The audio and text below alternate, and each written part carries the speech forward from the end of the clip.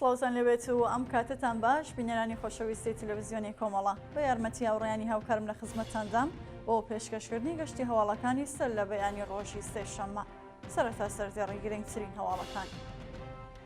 بەشداری معالمانی مەریوان و سەوڵاوە لە کۆبوونەوەی معالمانی ئێران لە تاران، هەڕەشەی ئامۆزش و پەروەرشی کوردستان لە قوسابیانی کچ، کۆبوونەوەی کرێکارانی ڕێگەی ئاسن لە عێراق، لە سەدارەزانی هەشت بەندکراو لە زیندانەکانی زەنجان، مەشهەد و تۆرێز، گرانکردنی نرخی ویزیتی پزیشک لە ئێران، و داخرانی چەند سفارەتخانەی ئەوروپایی لە ئێران و بانکشتی باڵوێزەکانی ڕژیم.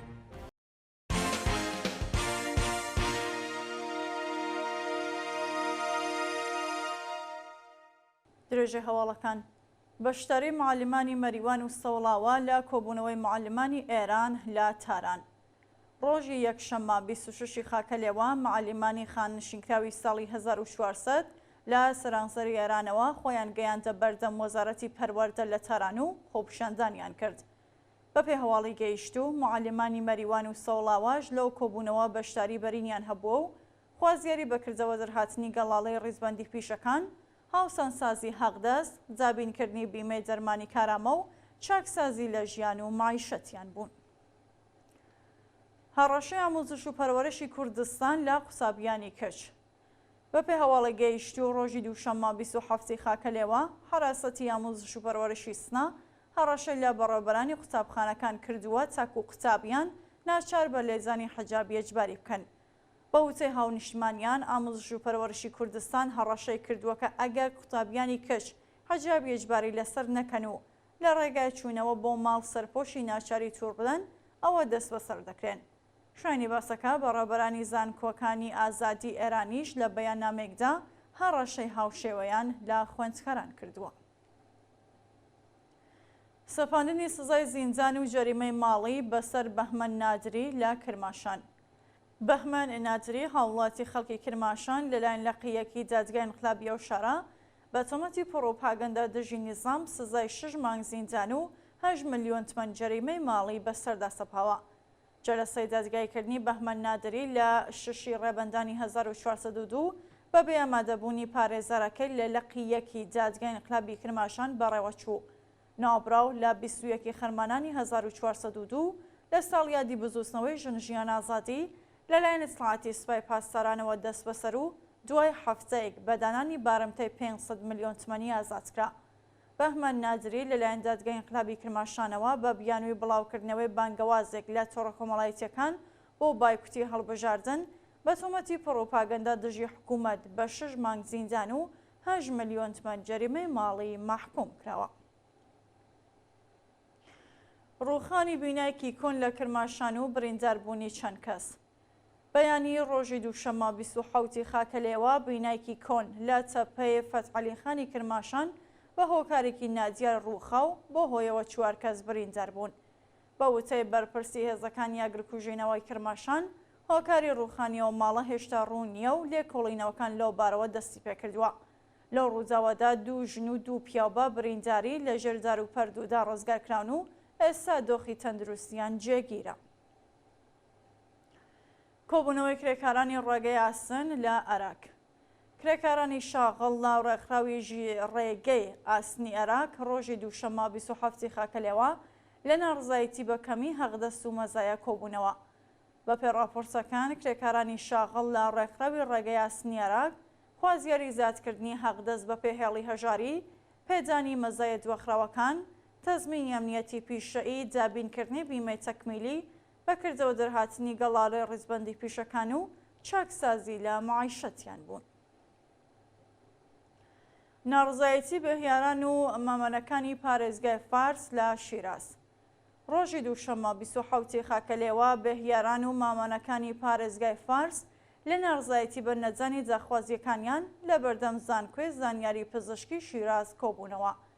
بەهیاران و مامەنەکانی پارێزگای فارس دەڵێن ڕێژێ هەغدەستەکانیان زۆر کەمە و ئەو بڕەپارەیەش دێدەن ماوەی 30 مانگە پەرداخ نەکراوە و بەرپرسانی ڕژیم هیچ بایەخێک بە ژیان و معیشەتیان نادەن. ناڕازیان هەروەها خوازیاری تەزمینی ئەمنیەتی پیشەیی، نوێکردنەوەی قەراردادەکانیان و زیادکردنی هەغدەست و مەزایە بوون. هێرشی هێزەکانی سوپا بۆ سەر گوندی میردووک لە ڕاسک. ڕۆژی دووشەمە 27 خاکەلێوە هێزەکانی سوپای پاسداران بەبێ هۆکار هەرەشیان کردە سەر دانیشتوانی گوندی میردووک لە شارستانی ڕاسک و 3 کەسیان بە توندوتیژەوە دەست بەسەر کرد. بە پێ راپۆرتی شارەکانی بەلوچ هێزەکانی سوپای پاسداران بە کاتی بەیانی هێرشیان کردوتە سەر دانیشتوانی گوندی میردووک و ڕێگەیان نەداوە خەڵک لە ماڵ بێنە جەرەوە. ئەوانەشی کە لە جەرەوە بوون ئەشکەنجە و ئازاردراون. بە وتەی سەرچاوەکانی هەواڵ سێ ئەنجامی خێزانێک بە ناوەکانی نەزەر محەممەد، ئەمین و سەلمان دەهانی دەست بەسەر و بۆ شوێنێکی نادیار گۆزراونەتەوە. هاتنی لافۆ لە بەلوچستان و گیانە دەستانی سێ ئەندازیار. بەهۆی ئەو بارانە بەخوڕەی لە ماوەی 24 کاتژمێری ڕابردوودا لە بەلوچستان باریوە، زیانێکی زۆر بە شارۆمەندان گەیشتووە و سێ ئەندازیار لە لافاودا گیانیان لەدەستاوە. بە پێ راپۆرتی کەمپەینی شارەکانی بەلوچ بەهۆی هاتنی لافاو لە ناوچەی کارواندەری خاش سێ ئەندازیاری ڕێگەوبان بە ناوەکانی ئەحسان نەزەری، محەممەد ڕەزا ڕێحانی و مەنسوور دەلیری گیانیان لەدەستاوە. هەروەها هاتنی لافاو لە شارۆچکەی ناهووکی سەر بە شارستانی سەراوان وەچە هۆی ڕووخانی جەیان ماڵ و زیانێکی زۆری مادی بە هاوڵاتیان گەیشتووە. لە سێدارەزانی 8 بەندکراو لە زیندانەکانی زەنجان، مەشهەد و تەورێز. لە ڕۆژانی ڕابردوودا 8 بەندکراو لە زیندانەکانی تەورێز، زەنجان و مەشهەد با تۆمەسەکانی پەیوەندیدەر بە مادەی هۆشبەر و کوشتنی بانقەست لە سێدارە دراون. بەیانی پێنجشەممە 23 خاکەلێوە دوو هاوژین بە ناوەکانی ئیسماعیل حسین خانی تەمەن 29 ساڵ و مەرجان حاجی زادە تەمەن 19 ساڵ بە تۆمەتی پەیوەندیدار بە مادەی هۆشبەر لە زیندانی زەنجان لە سێدارە دراون. لە حاڵێکدا مەرجان لە کاتی دەست بەسەربووندا تەنیا 16 ساڵ تەمەنی بووە. بەیانی دووشەممە 27 خاکەلێوە حکمی ئاجامی 5 بەندکراو لەوانە زیندانیەکی خەڵکی ئەفغانستان بە تۆمەتی پەیوەندیدار بە مادەی هۆشبەر لە زیندانی وەکیلابادی مەشهەد بەڕێوە چووە، بەڵام ناسناویان هێشتا ئاشکرا نەکراوە. لە لایکی دیکەوە بەیانی یەکشەممە 26 خاکەلێوە حکمی ئاجامی بەندکراوێکی خەڵکی هەشتڕود بە ناوی ئەسخەر تەبەرزین تەمەن 34 ساڵ بە تۆمەتی کوشتنی بانقەست لە زیندانی تەورێز جێبەجێ کراوە. دەستبەسەرکردن و ناڕوونی چارەنووسی خوێندکارێک لە شیراز. خۆسرۆ بەهادوری خەشقایی خوێندکاری خەڵکی شیراز ماوەی 1 مانگە لەلایەن ناوەنجامیەتیەکانەوە دەست بەسەر و چارەنووسی بە ناڕوونی ماوەتەوە. خۆسرۆ بەهادوری خەشقایی خوێندکاری بواری زانیاری سیاسی لە زانکۆی شیرازە و مانگێک لەوە بەر بە تۆمەتی ئیجماع و تەبانی دژ بە ئەمنیەتی نەتەوەیی و چالاکی تەبلیغی دژ بە نیزام دەست بەسەر و بۆ زیندانی ئەو شارە گوازراوەتەوە. جێگای ئاماژەیەکە و چالاکە سنفیە لە مەفەکانی دەستڕاگەیشتنەوە پارێزەر و چاوپێکەوتن لەگەڵ بنەماڵەکەی بێ بەشکراوە.